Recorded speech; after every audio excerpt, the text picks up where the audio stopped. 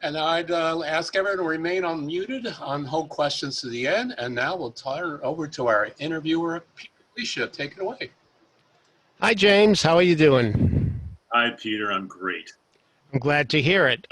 Boy, that was really something. And have you played the role, or was just a gig that you did the song? No, I did. I did it at in La Mirada with Tom McCoy and Kathy Rigby. And I'd always thought I'd play Valjean, and they called me up and they said, do you want to play? I'm sorry, I thought I'd play Javert, and they called me up and said, do you want to play Valjean? And I was like, yeah. So that was post the run at La Mirada. We did a little concert. How wonderful. All right, but let's start at the very beginning. Where's your hometown? Cherry Hill, New Jersey. All right. Well, how does a boy from Cherry Hill get interested in theater? I mean, it's not exactly 45 minutes from Broadway, Yeah, exactly. Well, it's like an hour, a little over an hour. What happened was that my sister was always singing and dancing, and by happenstance, my mother would take me to all of her lessons because my father was working out of town Monday through Friday. So my mom had to take me. So I literally ended up on benches in dance rooms, sitting in chairs during her voice lessons. And it grew, and I was exposed very early on. We had a lot of music in our house, and we had old LPs of My Fair Lady, and we had all kinds of different music. So that's kind of how it started. I was sort of thrust into it. So one morning, sis won't go to dance class, and you grabbed her shoes and tights and all? Tights and all, but my foot's too small, so... Is that what happened? I mean, did she lose interest and you continued, or what? No, she kept going. The thing that happened, I mean, my sister sings better than most people that I've heard. I mean, wow. Her voice is incredible. She studied opera, and, she sang in multiple languages. But, as she got into high school and into college, and this was, we were young, the competition is pretty stiff. Isn't it? Yeah. So she started when she was in college. She ended up going an educational route and ended up with like a double master's in education. And I just kept going. She veered off and I kept going. All right. Did you see her do a show that really made you tremendously interested in a certain musical? For example, was she in a show that had a role that you wanted to play? Did that ever happen? Yeah. What's interesting is that the thing that hooked me when I said, wow, there's something to this, was the film of Oliver. It was one movie playing Fagin and Oliver, and I was just viscerally hit by it. And then ironically enough, my sister ended up doing Oliver in a small summer stock theater, and I was like, wow, this can actually happen. And I fell in love with that character. Not that I'll ever play Fagin. I actually ended up doing Bill Sikes with Stokes and Melissa Erico, and I did a concert version of it. But I fell in love with that music. I fell in love with that musical, and sort of circuitously coming from the film to my sister doing the show was how it hit me that it could actually be real. Was she in the chorus? Did she have a role? Who was she? Remember Charlotte, which was Nancy's sort of sidekick. Gotcha. And, she was still in high school when she was doing that, and this was an equity production, equity non-equity. So. She was one of the non-equity people that was playing one of the lesser leads. But did you say, wow, look at all those boys up there. I could be one of those boys? I looked at Fagin and I went, no supporting role for you. Right. Well, you know what it was? It's not even the supporting or not supporting. It was the characters. I loved becoming, I never think of myself as a leading man. I'm 6'4", but I love these characters that can become other people and use different accents and languages. And that's what fascinated me, was the fact that they transform into these other beings. That's what hooked me. All right. You mentioned My Fair Lady. In fact, were you very much in love with the Henry Higgins character? Did you want to play him, or in fact, did you? I never played him. I played the constable in, right there's that 27A Wimpole Street. But the first song I ever learned to sing was On This Street Where You Live. Because of that album. We had that album with Bernard Shaw and, sure. The puppeteer and the marionettes. Right. But so that music was ingrained in me from a very young age. Never played the role though. That'd be great. There's still time. We'll see what happens. Meanwhile, 6'4". I mean, that's pretty big. And of course, you weren't always 6'4". But growing up, I imagine you were taller than many other kids. And therefore, did you get into sports at all? I did. I mean, I played a little bit. I excelled at individual sports, things like tennis. But the irony was that I was sort of like an outsider. I went to private school and then went to public school. My mom taught in the district, in the public school district. So when I moved from private school into public school, I was in the fourth grade, and the cliques had already been established. People knew each other. And even though I literally lived right behind the school, people thought I just moved to the town. So, again, for me, it was, a lot of sports were aggressive, the football and all that kind of stuff. I played baseball. I did all of these things, but I always felt like an outsider. I felt like there was something that was missing. And I think that was the reaching of the audience. But yeah, I played sports. I played tennis. I played a lot of tennis. What position did you play in baseball? First base. I was a right-handed first baseman. Yeah.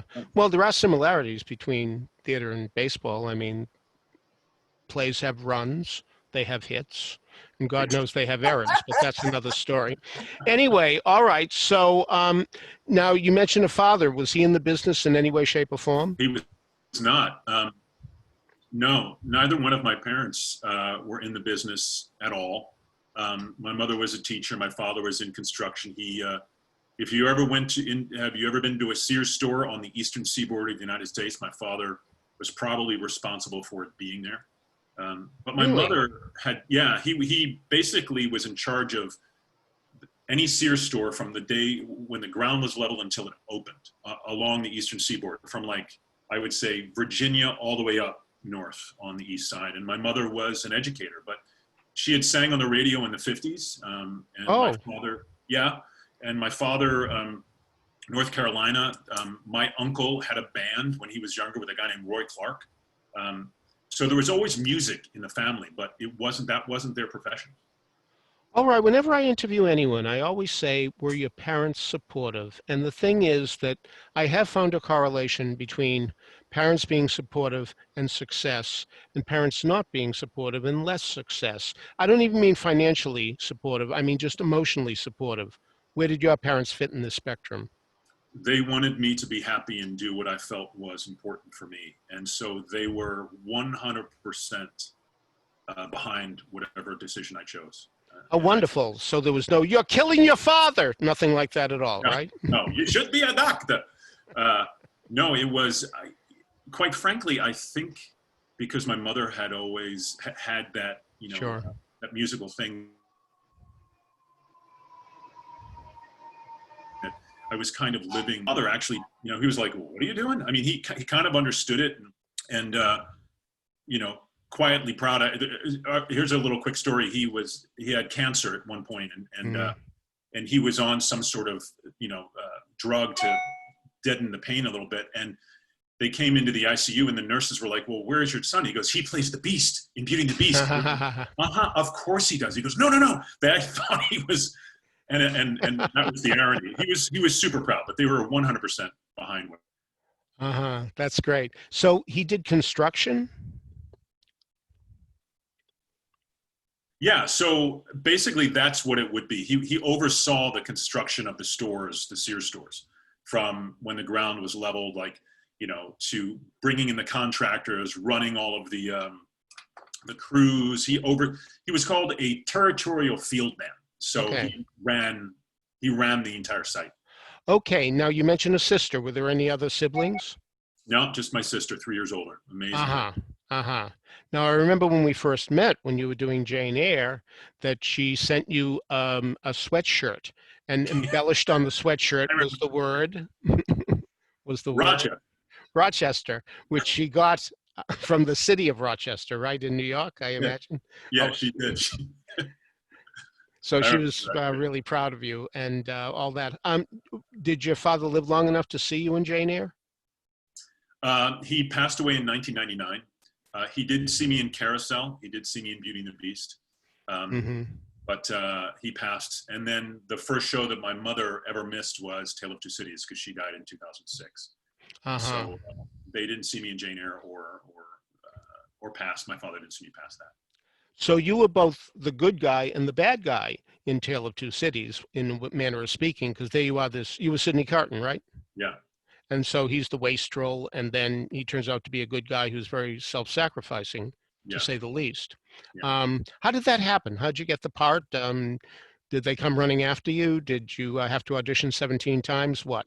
Yeah, it's funny. I say that I play the DBG, the dark brooding guys, and Uh-huh. what is always interesting to me is the arc, because if you look at all of the characters, Cholgosh aside, there's always something with redemption to all of these characters, and I find that fascinating.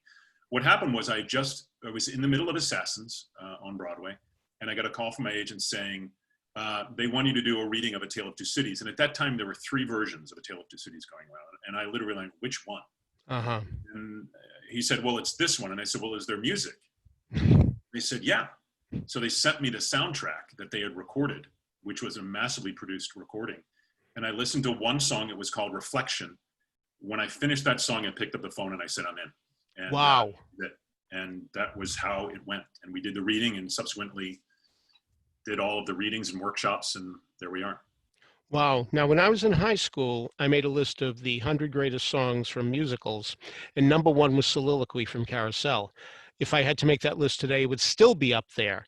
Now, this must have been an incredible experience for you when you realized you would have to do the Soliloquy from Carousel, anywhere from 7 to 9 minutes, depending on how slow or fast you do it.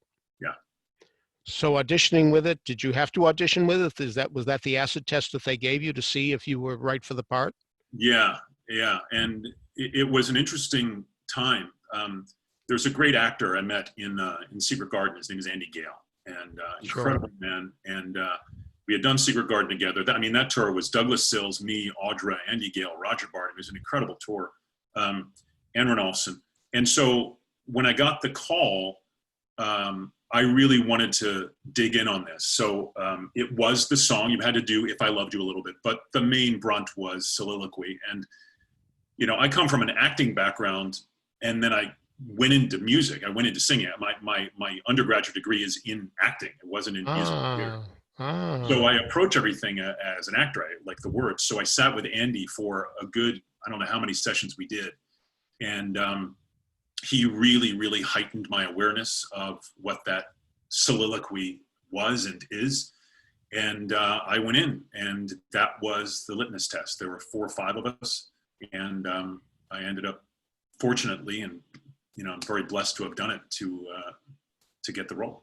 So what were the tips that he gave you to make you improve from what you were inclined to do natively? The amazing thing about Andy is that he's all about, being real, right? He's all about the reality of what the role is, what the song is, what the piece is, what the scene is.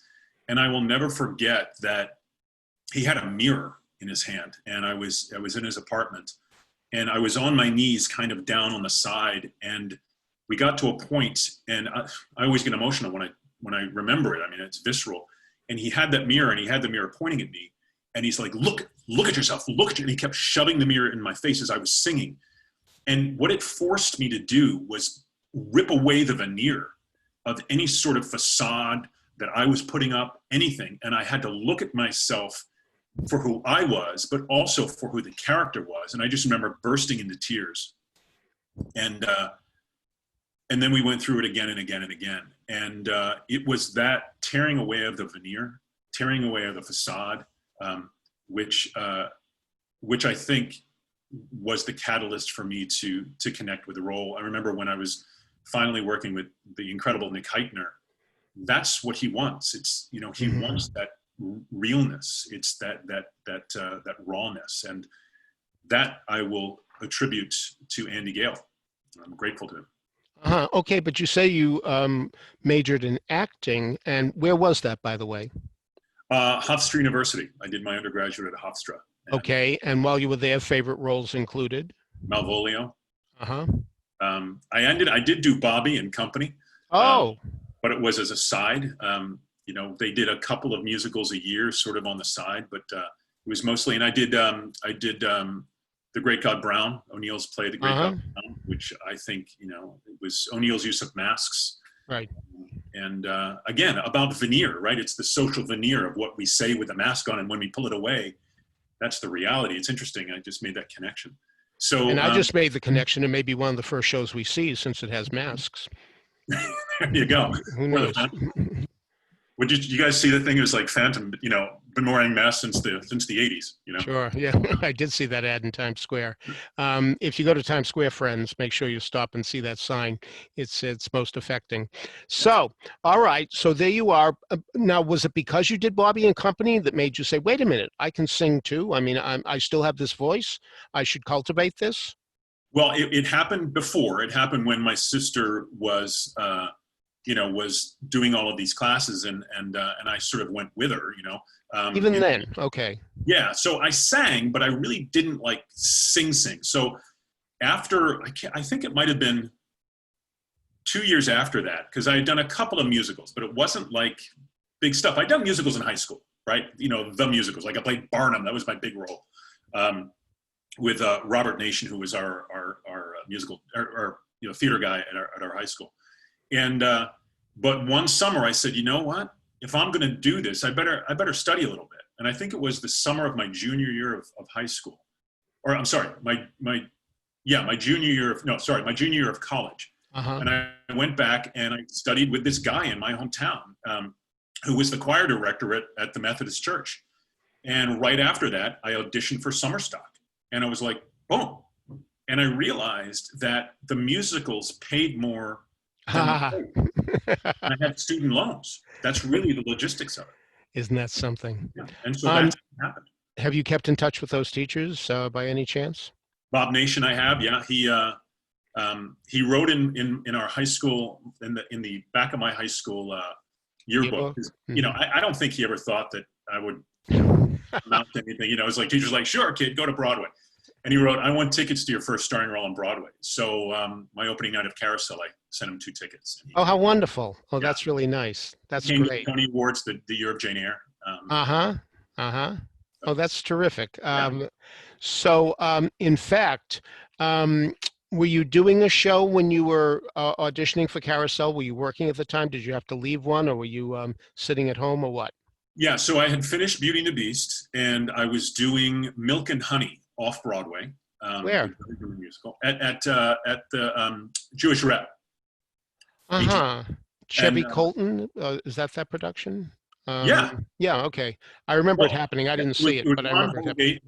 Ron Holgate, Spiro Mallis replaced Ron. Avi Hoffman, Jeannie Lehman. Yeah.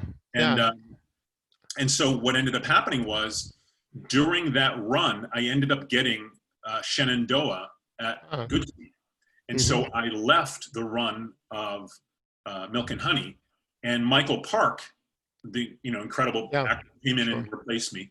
And then I was up at Goodspeed with Kudish and a couple of other people, and within 3 days they said, listen, we want you to come in for Carousel. And then they want you to come back for Carousel. And while I was there, I got the offer for Carousel. And the only way that it could have happened for me to leave, Michael Price, who I am indebted to, he said, the only way I can let you out of the contract is if we have our next choice to play your role in Shenandoah. I said, who's that? He goes, Michael Park. So I called up Parky, and I'm like, dude, you want to switch? And he's like, yeah, man. So I went back into Milk and Honey. He went and replaced me at Goodspeed. And then from there, I went and did Carousel right after Milk and Honey. All right. Now, in Funny Girl, Barbara Streisand, Fanny Brice tells us, where's the suffering? It happens so easily. I mean, it sounds like things are happening very easily for you. Did you have to work day jobs along the way? I was fortunate. I only worked 2 day jobs. And one was at a place called Hackers, Hitters, and Hoops, which were the only indoor batting cages in Manhattan. And my first job was actually working for David Zippel's sister. Look at that. Selling theater tickets over the phone. And I sucked. I was horrible because I would call people at dinner time. I felt bad. And they're like, well, how'd you get? I'm like, well, what shows do you like? And we ended up just talking for hours about shows. I think I sold like 2 tickets during the entire time I was there. But I was very, very fortunate. Well, then, as theater fans, we're all very glad you don't do that job anymore. So that's good. The question becomes: I noticed that Dana Stackpole was in Carousel. Yeah. Now, is that where you met and fell in love? Well, we met. We didn't fall in love. So That's very interesting. I hear this a lot. Greg Edelman told me the same thing with Carolee Carmello. They were both in the show, and nothing happened for years. And same thing with you. Yeah, it's ironic. It's funny. We met, and I was dating somebody else. She was dating somebody else, and then fast forward. I think it was 1990. We had stayed in contact. It's a very small Sure. world. Sure. And a friend of mine who was in Carousel with us said, "Hey, listen, Dana's doing Contact at Lincoln Center. Do you want to go?" I'm like, "Yeah, sure." So we went. We saw each other, and then we met. Started talking, and then I think it was Christmas of 99. Now, Carousel, I remember, was like 94, 95. Christmas of 99 into 2000 is when we started dating. And so it took all of that time for me to kind of realize, oh, she's right in front of me. And, we've been together. That's wonderful. Good for you. Great. Now, of course, playing famous roles is a treat, but originating a part is even better. And Jane Eyre was the first one where that happened, I imagine? Yeah, it was. It was. So it must be substantially harder when you're working on a new musical than one that's set in stone. I think so. I've always had this, I don't think I've ever said this publicly, but I always thought, they have best revival and best new musical. Mm-hmm. I actually think they should have awards for best actor in a revival and best actor in a new musical. Not for the skill set, but because, being, King Arthur, you've had so many versions of King Arthur done before that there's something to pick from when you're doing a new show and you're creating it from basically nothing. I think there's a difference. It was daunting, and it was scary at times. It was exhilarating at times, but that's always, Arnold Mangioli, the great Arnold Mangioli, once said to me, he came to see me in Beauty and the Beast in Los Angeles, and he said to me, when I was understudying Terry Mann, I was the standby, and then I took over. He said to me, "It's time for you to stop being the standby. Mm-hmm. And it's time for you to start breaking out," because there's a security in that, right? There's a security. When you put yourself out there, I think I might have shared this with you at one time, because Jane Eyre, I thought it was an incredible score, but we got mixed reviews. And I was on the subway, and I was very recognizable. My hair was down to here. I had these, you remember I had these mutton chops. Sure. And I was sitting on the subway, and the arts section was open, and there was a guy across from me, and he was reading the review of Jane Eyre. Wow. And so I saw this, like, you're me. I saw this, right? And I realized that he was reading the review about me, and I just got so small, and I was like, obviously things have changed in my life since then, but it is a daunting task creating a new role, but exhilarating at the same time. So you were less than 6'4" at that moment in time, I guess. Did he put two and two together that he was reading about you? Oh yeah. You could see, because it was, it was my image in the New York Times, I think, with Marla and I, and again, I was like 3 days after the show opened, and I'm very recognizable. So that's why. We haven't heard much about Marla. Have you kept in touch? Do you know what she's doing? I have. She's doing great. She she does a lot of stuff with with different charities. I had her come and sing a couple of my concerts, and she's just a delight. She's so talented. Tony nominee for Jane Eyre. Sure. And great friend, great lady. All right. Now, auditioning for John Caird, I mean, this is the guy who's one of the significant brains behind Les Mis. I mean, This had to be daunting. What do you remember about the audition? I remember, not only that, but he directed Nicholas Nickleby when he was 26. Right. Yeah. So I remember John, I went into the room, and Paul Scheffler was sitting out in the room. There were a couple of us auditioning. And he goes, "What do you think?" I'm like, I don't know, I'm just going to go sing. And I went in, and John was there, and he has glasses. He goes, "How old are you?" And I went, "How old are you?" And he laughed. He told me, I think he was in his early 50s at that point or something like that. And I was 35. And he said, "Do you think you can play this man?" And I was like, "Yeah." And I sang, and John to me, he's the consummate actor's director, because he doesn't say, you know, don't do that. He'll say, like, or if he likes something, he'll say, you know, if you remove that, you're removing something, one of the better things that I've seen, right? He doesn't say keep it or don't keep it. He sort of imbues you with the power to make the decision on your own with his viewpoint, if that makes sense, because he's able to objectively see these things, and it just buoys up the actor. So I remember that from the audition. I also remember that at the last minute, virtually the last minute, Jane Eyre was postponed by a week. Yeah. And I mean, were you raring to go? Were you glad to have the extra week? Was it not such a good idea to have the extra week because just added to the pressure, or what? It actually took the pressure off a little. You know, it was, again, you know, I'm dealing with the first show that I'm originating. Sure. So, you know, as you said, what happened was we were supposed to open and then we delayed, but we still had the opening night party. Oh. The first night. So, like, I mean, all of these people, and I'm like, so maybe we've still got a week to go. We got work to do. So there's all this hoopla for the opening, but yet we really weren't opening, the critics opening for another week. But you know, I do remember calling my acting teacher in LA, Larry Moss, and because I couldn't stop my hands from shaking. I was so nervous. And he said to me, grab something physical, ground yourself in something physical. So I did. And, you know, I carried something in my pocket that was relevant to Rochester that would remind me that I'm grounded. Uh-huh. Yeah, that's terrific. So a week later, did you have a second opening night party, or did everybody just go home? No, we kind of just went out and had food and then we left. All right. It was like, woo! Now there you are in Assassins, playing Colgosh, as you say, the working man. And was Stephen Sondheim hands-on? Oh, he was there. Yeah. Yeah. I mean, talk about a daunting experience. Sure. The first time you sing in front of Steve, his own music, when he's like this, singing to the audience. And yeah, he was there. Everybody was there. It was, that was an incredible experience. I mean, what a cast. Yeah. And it's a difficult show. Did you find that by this point in time, because when it started way back when, in the early 90s, it was very, very shocking to people. But of course, as time went on, people did get a chance to see the album, or perhaps even see a performance in their local cities. Did the audience do okay with it? Yeah, I think, look, you know, we were selling at 80 or 90%. After the Tonys, we had 5 Tony Awards. I think the audience was mesmerized.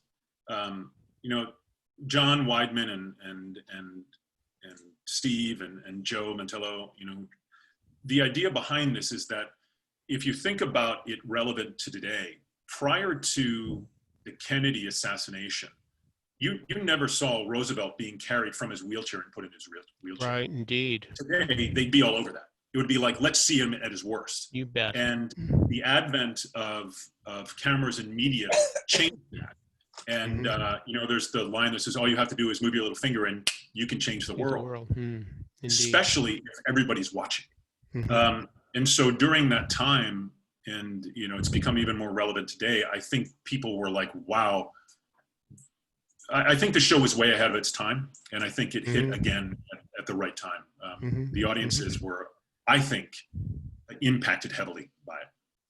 All right. A lot of actors wind up becoming writers because they have so much experience with the written word and all that goes with that. So have you thought of writing? Yeah, you know, I wrote a 2-hander with Hershey Felder, who is I think the consummate, you know, show aficionado. Yeah. And he's the one who basically has guided me and said, listen, there's something within you that is worth sharing. And we did a 2-hander, and I learned a lot from him. I wrote a couple of concerts. I'm in the midst of writing a show called The Ghosts of the Majestic, which I basically had envisioned while I was playing the Phantom at the Majestic, because John Raitt, Ezio Pinza, and Robert Goulet all made their Broadway debuts at the Majestic Theater. And those 3 men were the catalyst for me doing what I did. Plus you have all of that incredible music with Carousel and Camelot and South Pacific. So Sure. I'm trying my hand. Plus I just wrote a book, which is also cool. Talk about that. Let's hear about the book. Yeah. So, I had always envisioned this, without question, being an artist is one of the most difficult professions in which to succeed. Mm-hmm. And I can say this without any hesitation. If I went to my dentist and said, "Hey, do you want to be in a movie with Angelina Jolie or with Matthew McConaughey?" Yeah, sure. But if I went to you and said, "Do you want to do a root canal?" Yeah. And you couldn't even do it unless you had a degree. And so anybody can, try their hand at being an artist. And it's an arbitrary profession. So I looked at it from the sense of how can we as artists survive long enough to make our dream a reality? You always heard the phrase, or I always did, the 10-year overnight success. So I started surveying, and I did a big survey, and I found out, and I said, do you have a dream? 100% of the people said, yeah. And then I said, have you achieved it? And 99.9% said no. And then I asked why. And I thought it was going to be finances, but it wasn't. The number one answer, I think it's 76% said doubt or confusion, because they weren't sure that they could last long enough to make their dream come true. So I started writing this book pre-COVID. And then ironically enough, the lessons that I was teaching about were so applicable during COVID. And it's called The Artist's Survival Guide. And it's not about acting and singing and dancing and holding a camera and painting. It's literally about how you can apply business and marketing practices to your art so that you can sustain during the downtimes. It was written initially with like, hey, I've got this job. And then, okay, the show closed, or my television show ended, or I haven't sold a painting. How do I sustain until I can get the next one with my art? And so it's massively applicable now. And the subtitle is What We Were Never Taught in School. So it's called The Artist Survival Guide, What They Never Taught You in School. And it's about business and marketing practices in getting your message out as an artist to be able to generate income as an artist in between the lean times. So when will it be available in fine bookstores everywhere, if we can even find a fine bookstore anywhere, but that's another story. That was my old dream, just to own a bookstore with a little coffee shop. We are in the process of doing the cover art, so I would say probably 3 weeks. But you can get a free chapter. You can go to jamesbarbour.com/ASG, Artist Survival Guide, and you can download a free chapter, and then you'll be on the list for when the book comes out, and we'll send you a little notification. Speaking of James Barbour, Margie Bubrosa, I see you have a pseudonym, and it doesn't take long to figure out that that's an acronym of James Barbour, MARJEBUBROSA. Tell us the story behind that and why you did it. Yeah, so it's funny. John Caird did it, actually. Oh. So in Jane Eyre, there's a role of the gypsy lady, and the character tells the fortune of the Ingram sisters and then of Jane Eyre herself. And at the end, it's revealed that it's actually Rochester in drag playing the gypsy as a way to scare away the Ingram sisters and keep Jane there. So, he sings a song and it's, I see a flame. So I'm singing really, really high. But John didn't want the audience to know that it was Rochester. So in the playbill, there had to be, it's the gypsy woman, the gypsy song, and it had to have a character. So he changed my name around and said Marge Barbosa, which is just James Barbour switched around. And that's how it came out. How funny. Now, in every life, a little rain or a lot of rain must fall. We've all had setbacks, and different people handle it in different ways. How have you dealt with the times when you've had a setback? Faith Prince said something to me, and it was during Jane Eyre. And she said, whatever happens, just keep walking. Just keep walking. We were, ironically enough, talking about a political situation at the time. And I've taken that to heart. My whole life, I have, we talked about sports earlier. If they needed 3 people on the team, I was the 4th. If the top 3 people came in, I was the 4th or the 5th. And it was, I call it the also ran, in horse racing. Coming in first is this, coming in second, coming in third, also ran. Well, also ran doesn't make the money. Also ran doesn't get an award, but also ran. And if also ran keeps running, eventually all of the other particles are going to give up and fly away. So my whole life in many ways has been overcoming one point of diversity over another. You know, my father was an incredible man, but he was an alcoholic. So I grew up with that. And, you know, I grew up with the adversity of wanting my family to be okay, of wanting my friends to be okay. And so, you know, I talk about that now in my own life. It's what I share with people. I have programs where I have programs that I've launched for artists and business people. And I say, look, if you're in the forest, eventually, if you keep walking, you're going to come out. Eventually, the sun's going to come up. It's going to be another day. So, you know, I take those words that Faith told me to heart, and that's how I live my life. I just keep walking and doing the best that I can do to be the best person that I can, despite the slings and arrows of outrageous fortune, despite preconceived notions. I just have to be who I am, to be the best dad, the best husband, the best friend that I can possibly be.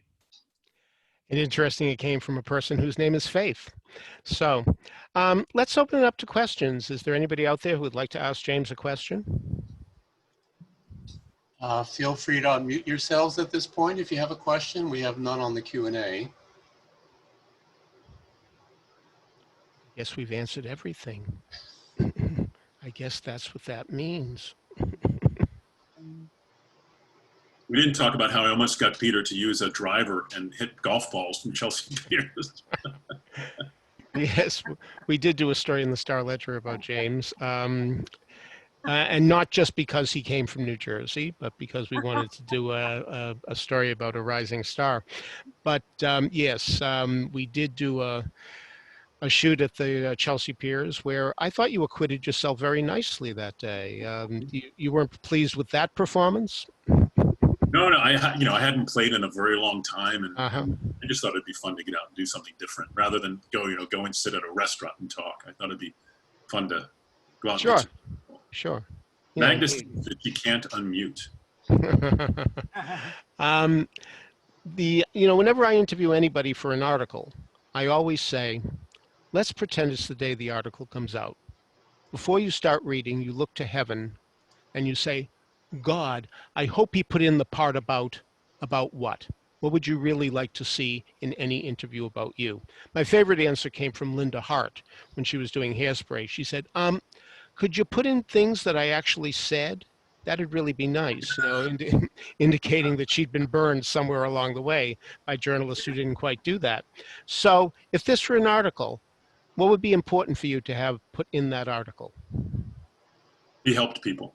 Mm-hmm. You know, I think ultimately at the end of the day, that to me is what is important about life for me, is that, the more I can help, the more I can be of service to other people, the better my life becomes. I remember somebody talking about Mother Teresa, and she wouldn't have done it if she didn't like what she was doing.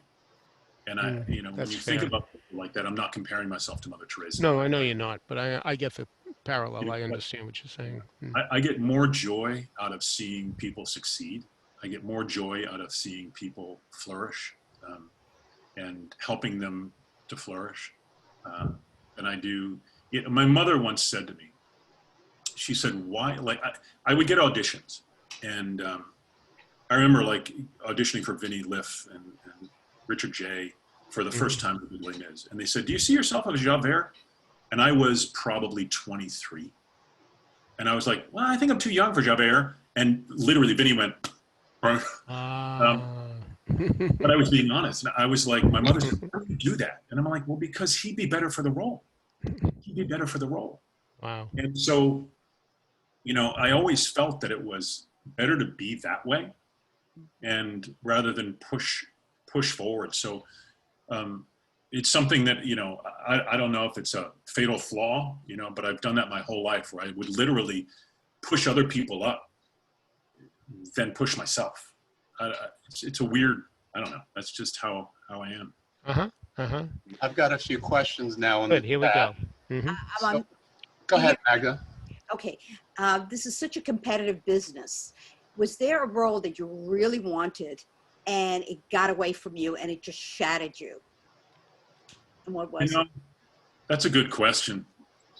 I tried not to put significance on the role. I think more often than not, early on, it was how am I going to survive? If I don't get this job, what am I going to do? And it's part of, I think, what prompted me to write this book that I wrote, because artists so often give up of themselves and give up their artistic viewpoint and their dreams because they have to survive. They feel they have to survive. So I think, Magda, it was more driven by the fear of, I'm not going to say failure. It was literally survival. You know, I lived on, as supportive as my parents were, I did not want to take advantage. I did not want to go and ask them. There was a time that I lived on 6 sticky buns from Macy's Cellar. Remember, you could go down to Macy's Cellar, and I had a Macy's charge card, which I got out of college. And I was like, I don't want to ask my parents for money. I know that I have some money coming in. I went and I charged 6 sticky buns, and that's what I lived on for like a week. And for me, it was more that fear of not attaining the goals, of not being able to survive long enough to hit the goals, the artistic goals, than one particular role. Does that make sense? Mm-hmm. Sure.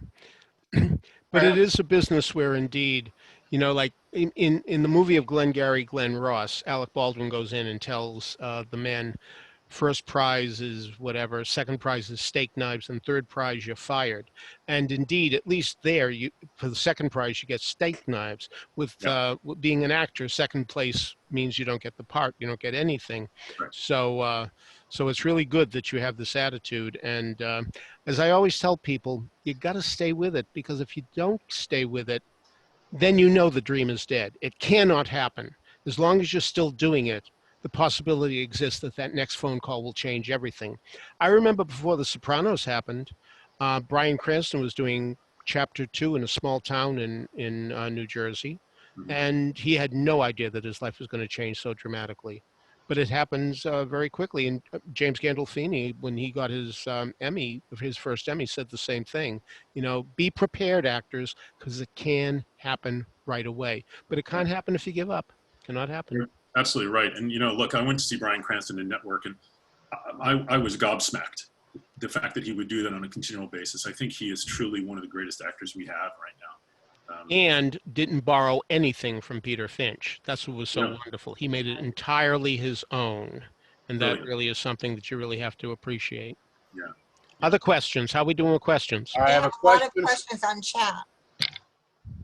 I have a question online from Mike Hallinan.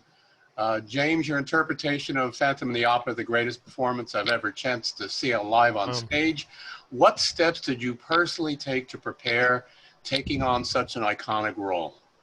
Wow.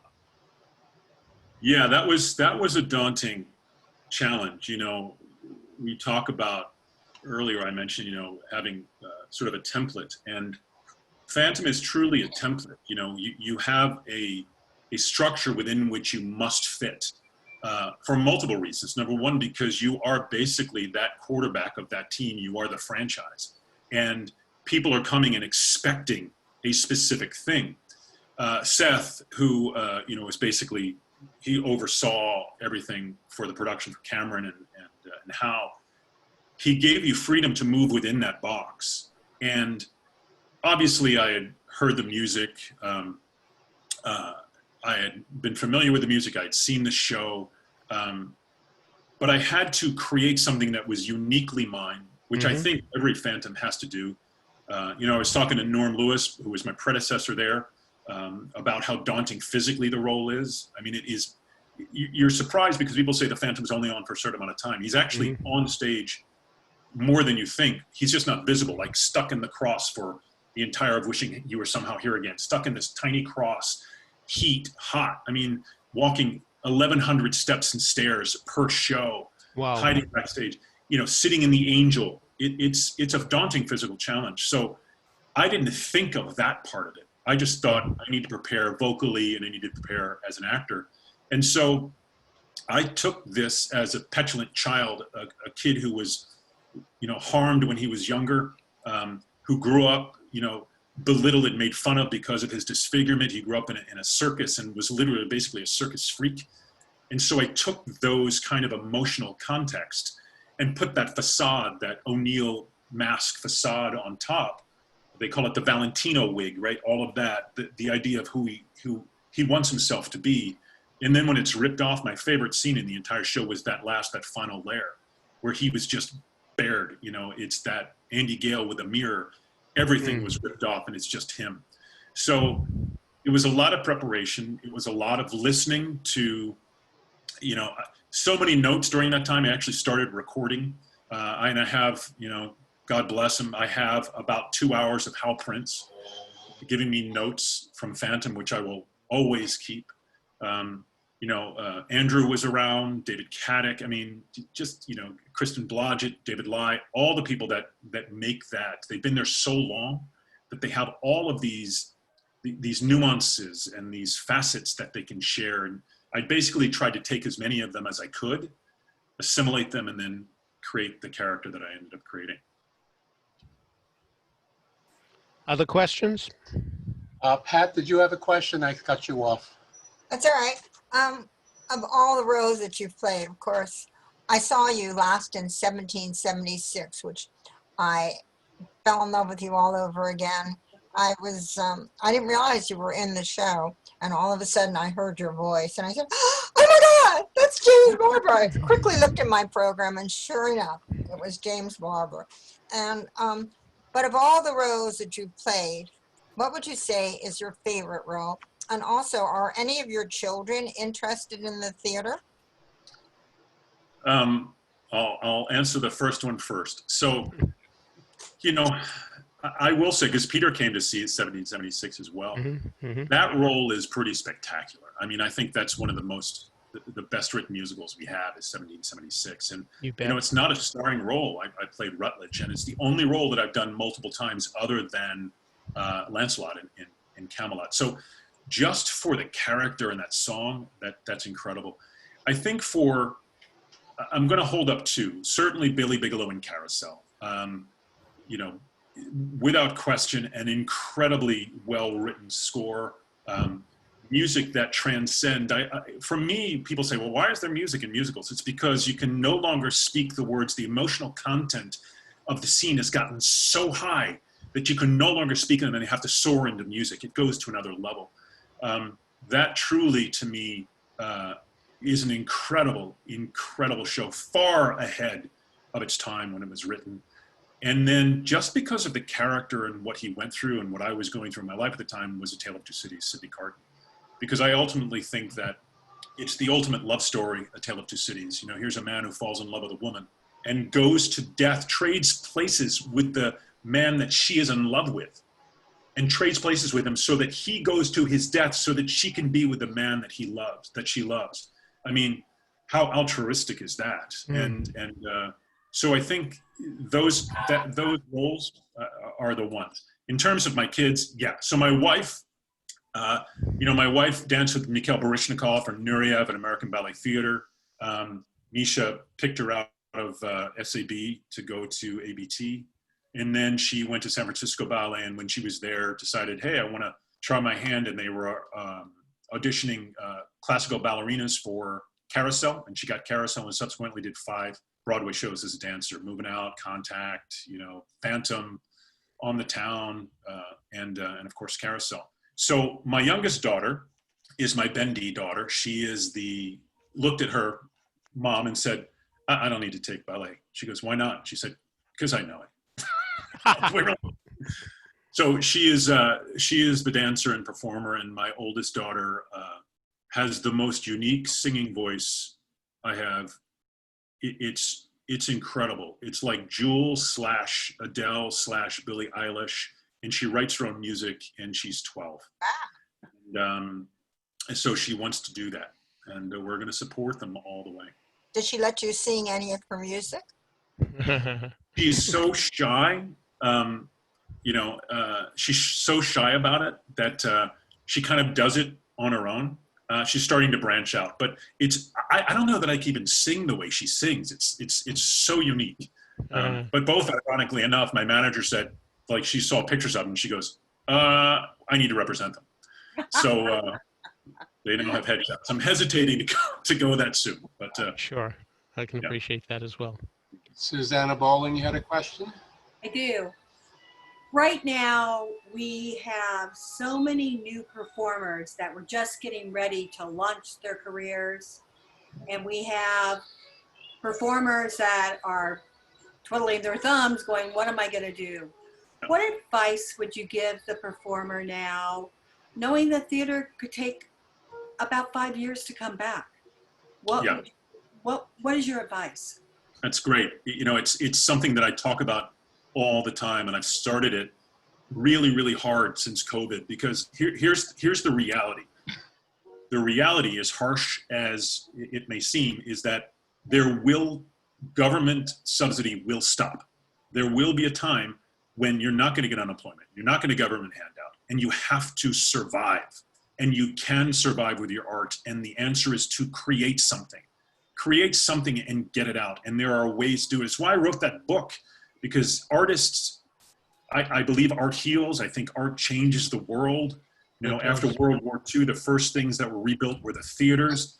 And certainly we're in a situation where even if the theaters reopen, we're going to have a challenge with having people come to the theaters. You have movie theaters, 68% of the movie theaters are open, but they're not doing well because people are afraid to come.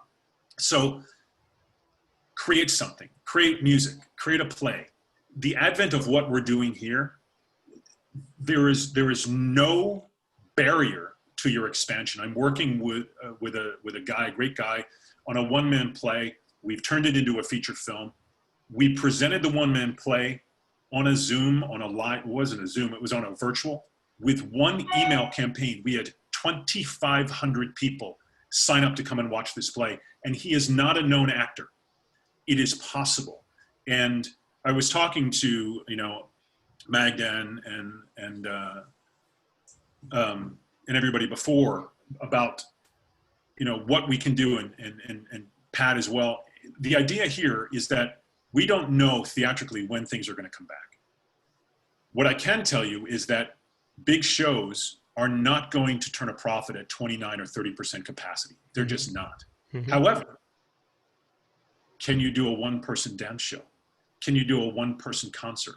Can you write a show as a performer about something and present that? Because as a single performer, or even two people with a piano or tracked music, you're going to be able to generate a profit with a smaller audience than you would with a larger audience. And you have to look at the reality of what we're facing, and you have to push through. And the way to do that is to create, and don't wait.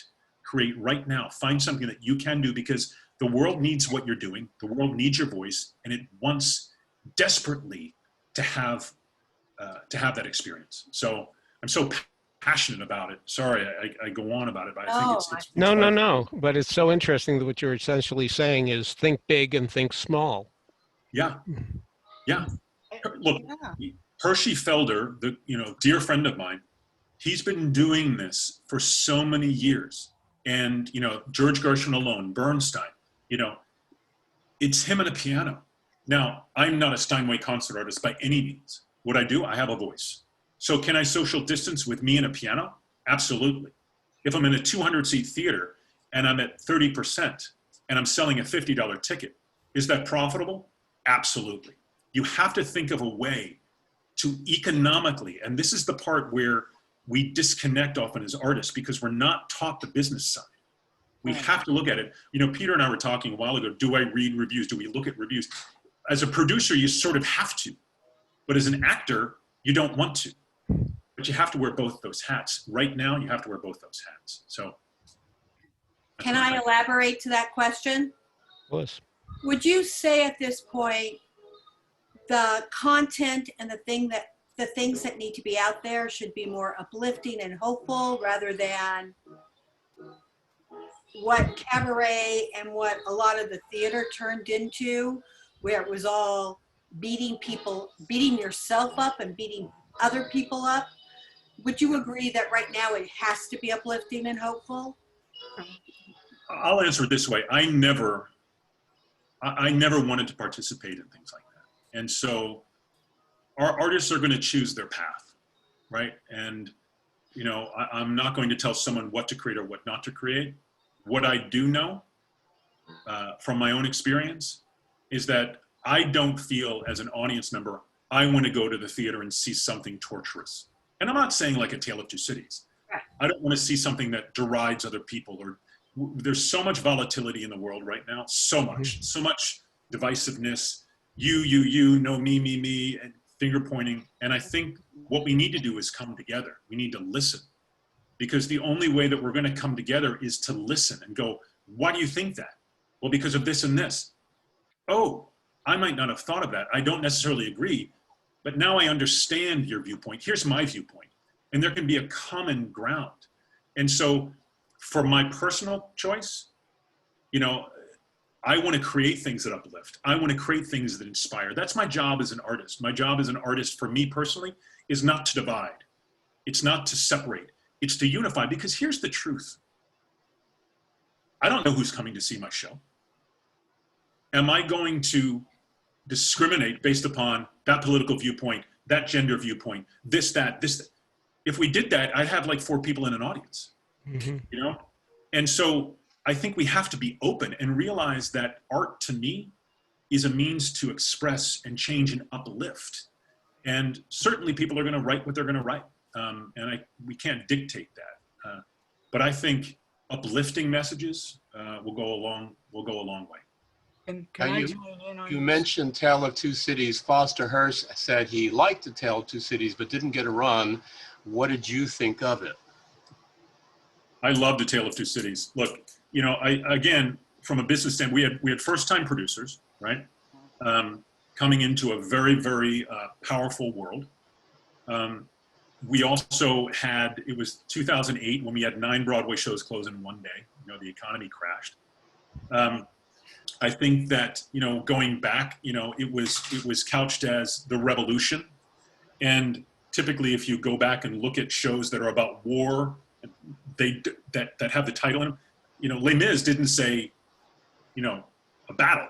It was Les Miserables. It was truly a love story. And, you know, to me, A Tale of Two Cities is the greatest love story ever told. And I think that were we to go back around it again, we would have a different story. It runs very successfully. Like, I directed it in South Korea, a massive multi-million-dollar production. Wow. So it's had life around the world, in Japan and Korea, and different viewpoints. So I love the story. I think it's a tremendous message. I think the music is great, and I was glad to be a part of it. I have from Catherine Fisher asking if you remember your experience in participating in Broadway's Blessing. Of course. My gosh, to be able to sing in that church, holy cow. You know, talk about, you know, people talk about the theater as the church, right?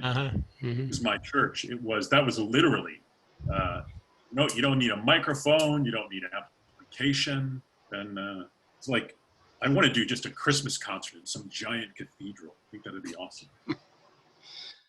From Wendy Addis, she asked if you have a dream role, and if so, why?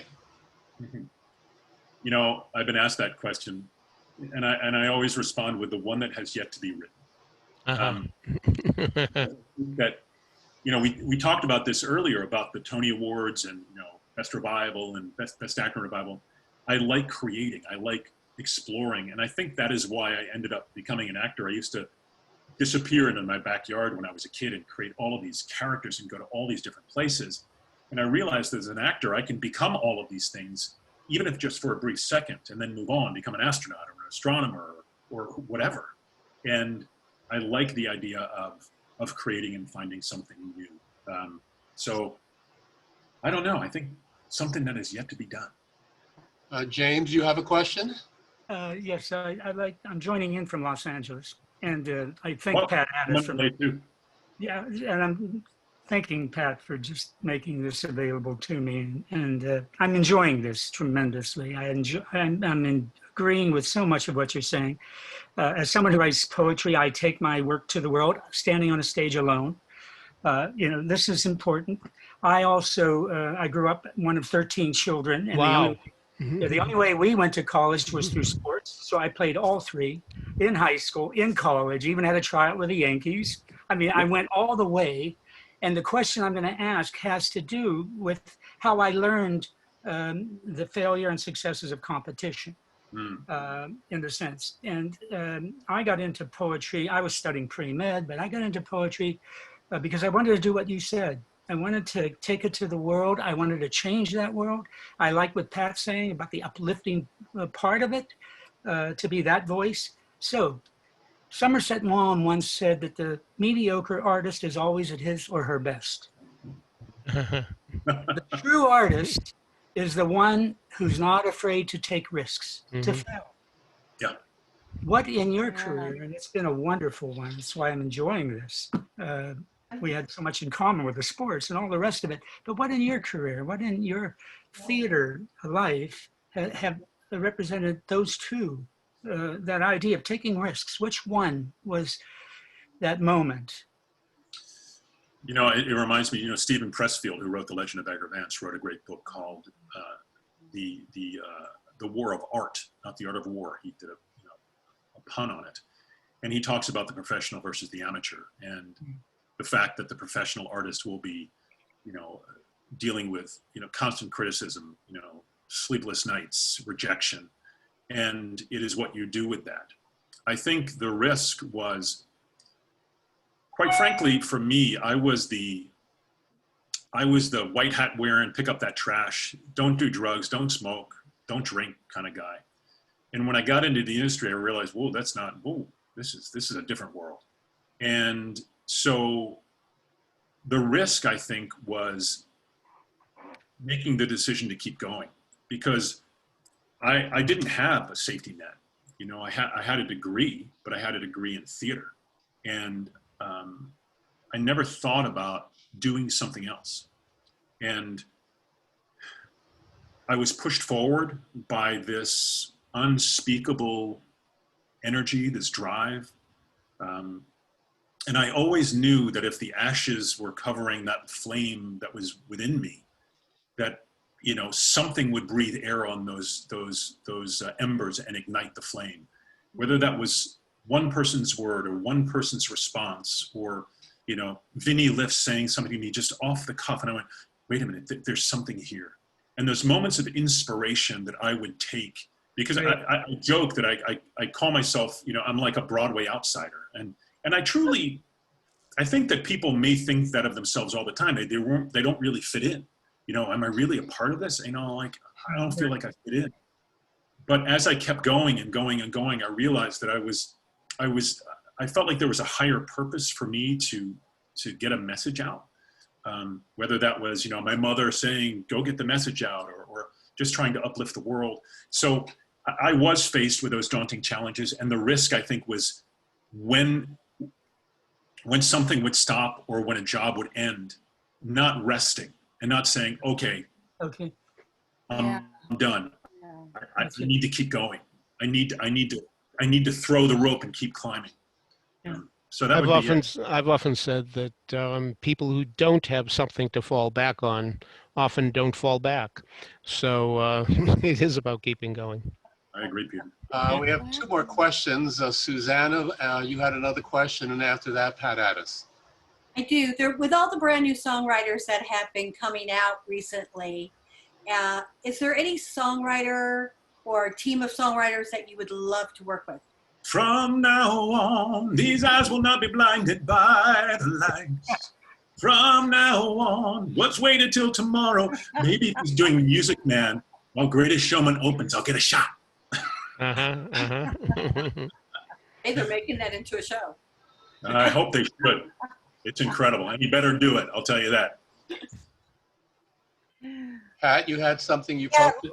one of the reasons why Tale of Two Cities did not get its due just is because it was in competition to Les Mis, and so many people thought it was, you know, too close to Les Mis. And, you know, it just, timing in life is everything, and the timing was just wrong. Yeah. And you know, there was another Tale of Two Cities running at the same time. Yeah. Which is interesting. Heather Duke's husband wrote one, and they did it up in Nyack. But it wasn't as good as yours. Yours was brilliant, and it was fantastic. And it's just sad And David Pomerantz wrote one as well. The great singer David Pomerantz wrote one. It's interesting you say that, because the marketing specifically for Tale of Two Cities was Les Miserables. I remember at one point, it was like, well, stand there because that's where Valjean stands at this point. And I'm like, we can't. I wanted to move away, and I think part of it was, the power of Les Mis and the success of Les Mis was, okay, I describe it like this, like when Friends was the huge TV show on. Every time you'd go, I would go on an audition for a television show. It's like, it was another Friends. It's a friend. It's like Friends. There's only one Friends. And you're only going to have that show. And trying to replicate it and duplicate it, it didn't work. I think had Tale of Two Cities, quite frankly, and I've told Ron and Barb this, and Jill, had we spun it as a love story and taken that as the thing rather than the revolution, because there was only one section where they actually had a revolution. It wasn't about fighting, it was about love. It was about meeting and love and giving. So interesting you say that. So, Peter, do you want to do final comments and thoughts? Well, it's funny because hearing that about Tale of Two Cities, I'm going to quickly talk about The Girl Who Came to Supper, which was a 1963 musical where the people who wrote it said, all we have to do is replicate where the songs were in My Fair Lady and have the same type of people sing the same type of songs, and we'll have a smash hit. Well, they didn't. It lasted 113 performances, and that was the end of it. Because, yes, when people see something, even whether they know it or not, when they see something like it, they do say, I've been here before, even if subconsciously. So, yes, so you're quite right. Being unique is the thing, and we're delighted that you came here tonight and talked to us, because you are a unique individual, and we thank you for it. Well, thank you guys so much for letting me be here. I hope that I shared some fun stuff. Peter, I love you. Thank you so much. And I adore you. Magda's muted. She's saying, I can't unmute myself. What's happening? I don't know why. She's a woman of few words. Okay. Yes. I just want to thank you so much, James. Indeed. Always a pleasure. Every time I see you perform, it's just thank you so much for doing this. You bet. And Peter, thank you. Mark, thank you. And Pat, thank you. And I hope that when you come to New York, you'll come to the Lambs and spend some time with us and let us know about the book. I sure will. With the book. I sure will. And you have my contact, so we'll be more than happy to help you. And on behalf of the Lambs, thanks so much for all this. And Magda, do you want to tell who our next guest is on our virtual? Tomorrow night we will have Juliet Mills. So I hope that you all had the flyer, and I hope you come. That'll be great. And then we have Sister Sledge, Kathy Sledge from We Are Family. That's next week. And then we have Jeffrey Jones the week after. So if you don't get our email for some reason, my email is magdacats@gmail.com, and I'll be happy to send it to you. Thank you, James. And we've recorded this. It'll be up on the Lambs website. The link is in the chat. Visit the website, learn about the Lambs. You can watch this and hear James's jewels and gems again. And thanks so much for doing this. It's been a great evening. Thank you. Night. Night. For having me. Thank you, James. Thank you, Bye. Peter. You bet. Thank Good night. you. Bye, guys. Bye-bye. Thanks again.